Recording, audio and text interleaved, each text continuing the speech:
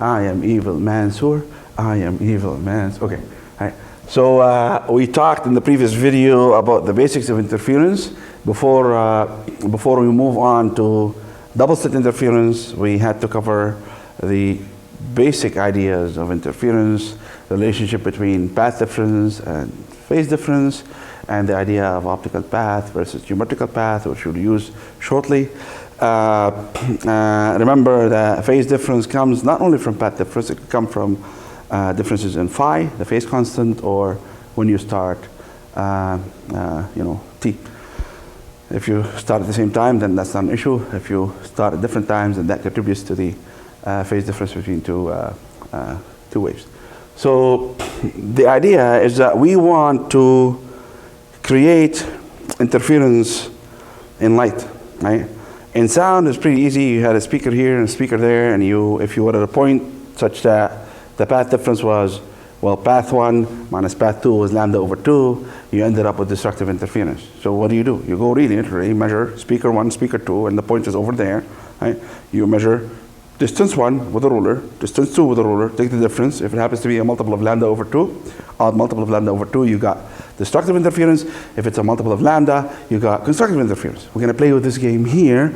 The only trick now is that you can't just use two sources of laser to create interference. Ideally, I'd love to be able to have one laser here, one laser there that are the same, and shine one spot from one laser onto that wall, and another spot from this laser on that wall, and bring them together and play with the path difference so that I get destructive interference versus constructive interference. It doesn't happen like that because no matter what you do, two sources of laser will never be coherent. Speakers can be coherent because they're run by the same amplifier.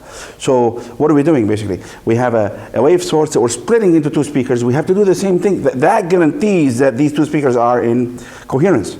How do you do that with light? Well, you have to have a light source that you split into. So the idea of splitting light is very important to maintain coherence so that you can see the interference. Right? You cannot do it with two separate sources of light. Right? So how do we do that? Well, let's say we have a source of light here. Right? And this is Young's double slit experiment.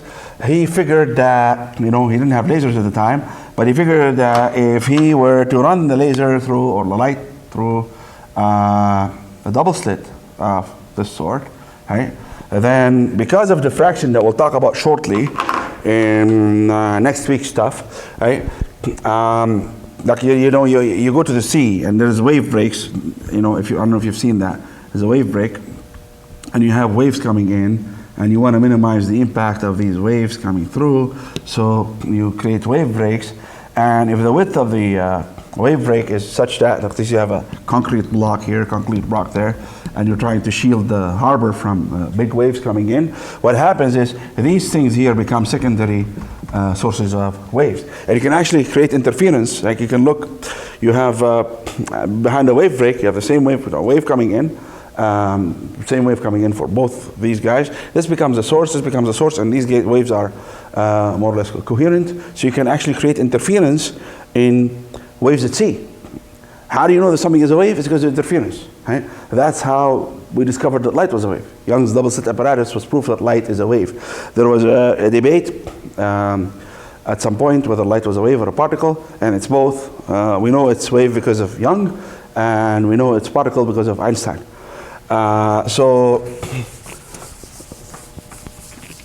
diffraction, which we, interestingly enough, talk about after this part, leads us to understand that these two will become sources of light as well. Okay?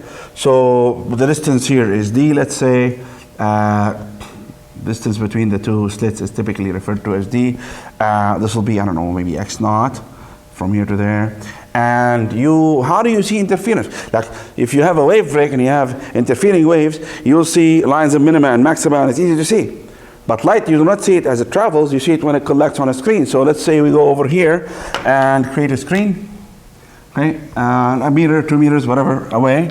And now, what do we expect to see here? Well, we have two sources of light that are coherent, and let me take a look at the middle point here. Okay, what's going on here? What is this going to take us back to? I'd like you to pause now, and see if you can predict what's going to happen on the screen based upon our description so far of interference and the double slit apparatus, what you know. All right, hopefully you paused and did that. Now, what do we expect to see? We have, this becomes source S1, if you want, this becomes source S2, and let's go here. Well, what do we know about these sources? Time t is the same, right? You have electromagnetic wave, so given by my E is equal to, let's say, E naught sine of kx minus omega t plus phi. So you have one and you have the other. They have the same lambda, which is good. They have the same omega, they have the same t, and they have the same, they're starting out in phase. Because of the way you've broken this up, the symmetry, this distance is the same as that distance, so everything is the same, except for when you get here now, you have two sources that are kind of what you've done in this case is you created two sources that are coherent because the lambda is the same, running at the same time, and are in phase. So what you do over here is, let's say, I look at this point. Now this point happens to be a distance what? P1 from one and P2 from the other. P1 and P2. Okay, how does that tie to interference? Well, remember that in the end, what we're looking for is the phase difference between the two waves. So, I got wave 1 coming here, E1, and E2 coming here, just like we did with sound. I'd like to look at the phase difference between them. Plot them on a phasor diagram. Is it going to be like this?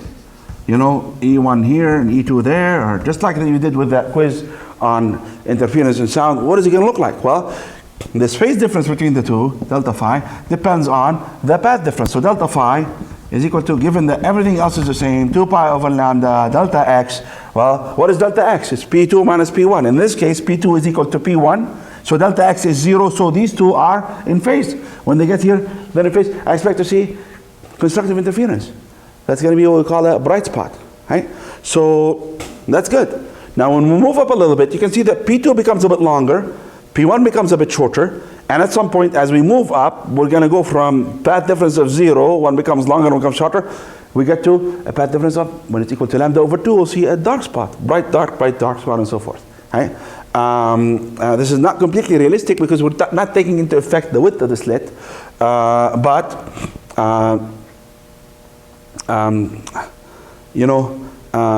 it'll give you the interference pattern, right? But it will not be a completely realistic pattern in that it does not account for the slit width, which we'll do in about 4 or 5 videos or so. Okay, so all right, so here we'll have a bright spot. Over here we'll have maybe a dark spot, bright spot. So let's say that we're looking at any arbitrary point, some arbitrary point somewhere on this construct, right? I'm looking at a point here, let's say, and I'd like to see if this point is going to be at a at a maximum or a minimum in terms of interference. This is going to be my path P1, this is my path P2. What it boils down to basically, guys, is that, well, delta phi is equal to 2 pi over lambda delta x, and that's going to tell me whether I have constructive or destructive interference. If this is 2 pi or 0, I got constructive interference. If it's pi or 3 pi or 5 pi, I have constructive interference. What is this delta x? Delta x is this geometrical distance P2 minus P1, okay? This is where the idea of optical path comes in. We're not going to play the games with that one yet, but we're looking for the optical path difference, which is now just simply P2 minus P1, P2 minus P1. And if that is what now, guys? If that, remember the basics of interference. If that delta x, right, like this, for example, if that delta x, and this is just a schematic, one of them traveled lambda, one of them traveled 2 lambda, the path difference is, they started in phase, the path difference between them is lambda, I have constructive interference. It could have been 3 lambda, 4 lambda, 5 lambda. If that path difference is a full multiple of lambda, I get constructive interference. And if that path difference, delta x equal to P2 minus P1 is equal to m plus a half lambda, I get destructive interference. That's an odd multiple of lambda over 2, like lambda over 2. Previously in sound, we did capital N to indicate odd, but we're going to use m plus a half to indicate that this is, you could keep it as capital N for odd as well. Okay, so the trick now is to try to predict whether we're going to have constructive, destructive, or whatever here, or later on we're going to find out exactly what the intensity is going to be here. It doesn't have to be purely constructive or purely destructive. It could be somewhere in between, and we're going to see how to calculate the intensity as a function of position of this point on the screen. All right? So there are ways, a few different ways of doing this, and we have to use approximations to get to the bottom of this. For now, I'd like you to think about ways whereby you can, predict whether you're going to have a maximum or a minimum. We'll take that up in the next video, and we're going to take a little break, a little pause, and in that time, please think about how you're going to put this idea of interference into an equation of some sort.